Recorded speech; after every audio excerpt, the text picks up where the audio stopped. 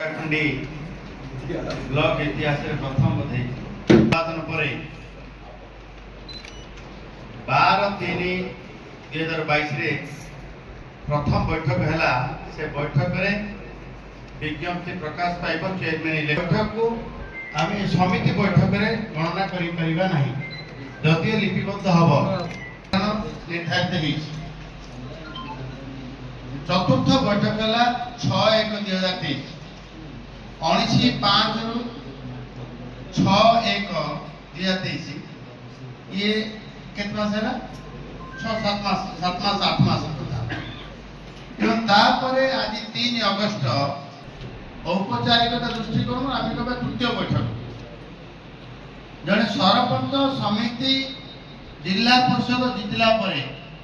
निर्वाचित है मन में बहुत कथा रहे एवं सी पंचायत जहाँ जहाँ काम करने सर्वविध काम करने संपृक्त अधिकार बसुचु से हुए उत्तर लिखित आसे एवं जन बाध्य हुए से समस्ते एक काम कले समस्ते मिसी रही काम कले आम कुकुड़ाखंडी ब्लॉक विकास हो पारे। आज जो मैंने मु तो शुणिकी आश्चर्य हेली किसी सरपंच बुझा मु बापी को बहुत व्यक्तिगत भाव भल भाव जाने दीर्घ दिन धरी 1.5 वर्ष माने उत्सुकतार सहित थिले मीटिंग समस्त आछंदी भल भल मीटिंग है। अधिकारी माने रिपोर्ट देले अधिकारी माने समस्त विषय पीआरए मेंबर आगे प्रकाश कले आगो को जमी समस्त प्रश्नर पीआरए मेंबर प्रश्नर उत्तर देवे एवं गाँव को जाकर ग्रीवांस करेंगे पंचायत जाकर समस्त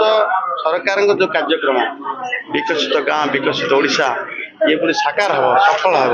ताकू नहीं आज आलोचना तेणु आम समस्ते जोग देइथिलु एभलिया कार्यक्रम आउ जमी समिति बैठक एत दिन गैप न हो ठीक नियम अनुसार हो। खबर भिड़ भितर अलड़ा होउछि कि आपणकर खबर शुणुनी प्रशासन शुणु नाहंती नेता मंत्री जंत्री की तंत्री ब्रेकिंग न्यूज भिडर बाहरी आमे आसुछु आपणक स्वर होई आमे देखाइबु